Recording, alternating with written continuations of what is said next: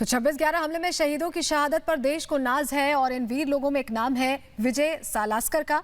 आज विजय सालास्कर की बेटी दिव्या सालास्कर हमारे साथ सीधे जुड़ रही हैं। साथ ही हमारे साथ 26/11 हमले की एक और अहम गवाह रही देविका, जिसने कसाब की पहचान की थी, वो भी जुड़ रही हैं। लेकिन पहले दिव्या सालास्कर के पास ही चलते हैं। दिव्या, जिस तरह का वो दौर था, जिस तरह से विजय सालास्कर ने वीरता दिखाई, वो ऐसा वक्त था जब हमारे जवानों ने कमान संभाली और ऐसी लड़ाई लड़ी जो कि हमेशा सदियों तक हमें याद रहेगी और हम उनको नमन करते रहेंगे, श्रद्धांजलि अर्पित करते रहेंगे।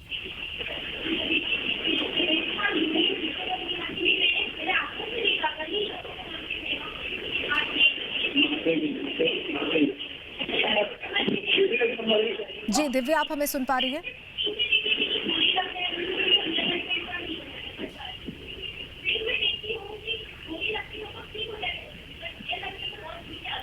दिव्या से दोबारा हम संपर्क साधेंगे, लेकिन 26/11 का वो जख्म आज भी हमें याद है, किस तरह से वो मुश्किल दौर झेला गया था।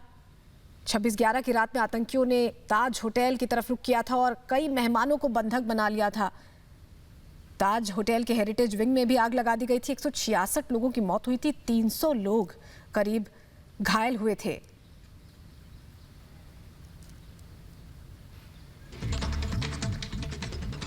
तेरह साल पहले ये घटना हुई थी और आज भी जब इसका जिक्र आता है तो लोगों की रूह कांप जाती है। 13वीं बरसी है आज। सरहद पार से किस तरह आतंकी आए थे, उन्होंने खूनी तांडव मचाया था। 10 आतंकी थे।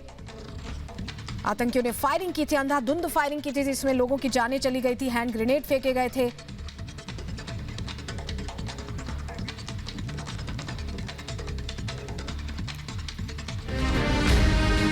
मुंबई में आतंकी हमले के आज 13 साल पूरे हो गए हैं। देश अपने जवानों की शहादत को नमन कर रहा है, जिन्होंने अपना जीवन दांव पर लगाकर देश के मान सम्मान की सुरक्षा की। मुंबई में पुलिस कमिश्नर कार्यालय में आज सुबह राज्यपाल भगत सिंह कोश्यारी शहीदों को नमन करने पहुंचे। वहीं गृह मंत्री अमित शाह और रक्षा मंत्री राजनाथ सिंह ने ट्वीट कर शहीदों को नमन किया है। मुंबई में राज्यपाल ने पुष्पांजलि अर्पित कर दिव्यांग आत्माओं को श्रद्धांजलि दी। राज्यपाल के साथ साथ महाराष्ट्र के डिप्टी सीएम अजित पवार और सरकार के कई मंत्री मौजूद थे।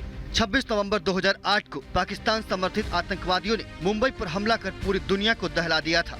पाकिस्तानी आतंकियों ने अपने आकाओं के हुक्म पर सैकड़ों निर्दोष लोगों की जान ले ली थी, जिसके बाद बड़ी सैन्य कार्रवाई करते हुए वीर जवानों ने अपने जान कुर्बान कर दिए और सभी आतंकियों को मार गिराया था। जबकि एक जिंदा आतंकी अजमल कसाब को पकड़ने में कामयाबी मिली थी। आज इस हमले के 13 साल पूरे होने पर पूरा देश अपने शहीदों को याद कर रहा है। Bureau report, Republic Bharat. और दिव्या सालास्कर लगातार हमारे साथ जुड़ी हुई है। विजय सालास्कर की बेटी हैं दिव्या। सबसे पहले तो जो वो जख्म था उसको भूलना मुश्किल है, लेकिन आपके पिता ने बहुत डटकर मुकाबला किया था और यही वजह है कि आज देश उनकी उस सबसे बड़े योगदान को याद कर रहा है। थैंक यू कि आपने मुझे स्टूडियो में आके, मतलब जूम के थ्रू बट आके एक बात करने का मौका दिया। जी।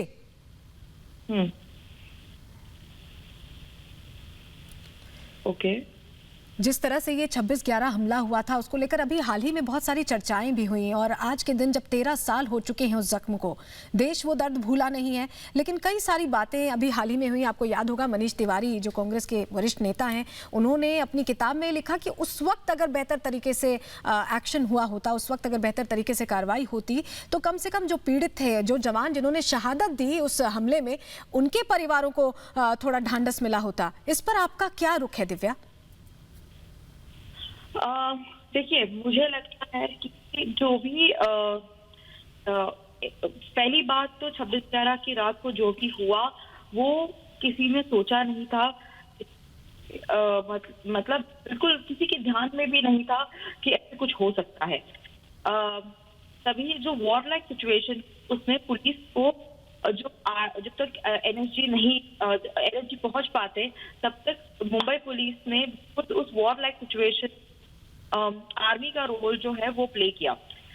तो और फिर जो भी कार्रवाई हुई उसके बाद कसाब को लेकर मुझे नहीं लगता कहीं पे कि बहुत डिले हुआ, या मतलब हाँ जो वक्त लगना चाहिए था, मुझे लगता है कि हाँ हम कब बस ले सकते थे।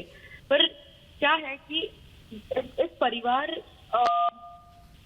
जिसने परिवार मतलब जिसने अपने पिताजी को खोया है, उस नाते हाँ मुझे लगता है कि मुझे तो मतलब जस्टिस मुझे कल के कल मिल जाना चाहिए। फिर मुझे पता है कि ऐसे नहीं होता। कोर्ट की अपनी एक सिस्टम होती है, फिर हर चीज की एक प्रोसीजर होती है, और अगर हमारे एजेंसीज कुछ रीजन के वजह से कुछ चीजें डिले कर रही हैं, तो उसके पीछे कोई तो वजह होगी। तो नहीं, मैं ये नहीं मानती कि मतलब शायद डिले हुआ भी हो, बट उसकी कोई ठोस वजह होगी। दिव्या, जब ये घटना हुई 2008 में, तब हाँ। आप थोड़ी छोटी रही होंगी, आपकी उम्र कम रही होगी, और विजय सालास्कर वहां पर डट कर खड़े थे, लड़ रहे थे।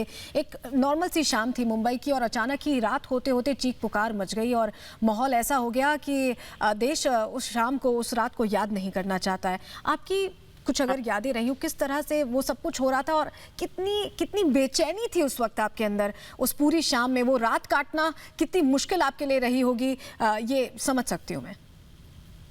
हाँ, मुझे अभी तक बहुत क्लियरली याद है कि मेरे फादर जो थे वो कभी घर पे जल्दी नहीं आते थे, क्योंकि वो बहुत बिजी होते थे। पर उस रात वो घर पे जल्दी आए, और मैं कहा अरे आप घर पे जल्दी आए, उन्होंने कहा मैं तुम्हें सरप्राइज देने आया। और फिर वो इतने जल्दी निकल गए कि मुझे उनसे बात करने का मौका ही नहीं मिला। फिर हमें पता चला शायद कुछ गैंग वॉर जैसी सिचुएशन हो गई है। बाकी लोगों की तरह मैं और मेरी मॉम भी टीवी देखने लग गए, और जो बाकी लोगों को पता था वही हमको पता था। अब मुझे इनका इतना ज्यादा करियर रहा है मेरे फादर का बॉम्बे में, कि मुझे वो स्पॉट पे कोई नई बात नहीं थी। तो मुझे लगा कि हाँ, जब मेरे फादर सुबह घर आ जाएंगे एग्जैक्टली पता चलेगा कि क्या हुआ है। पर जब 1 बजे सारी फोन, लैंडलाइन सब बजने लग गए, तब ऐसा लगा कि अरे ये सारे फोन क्यों बज रहे हैं।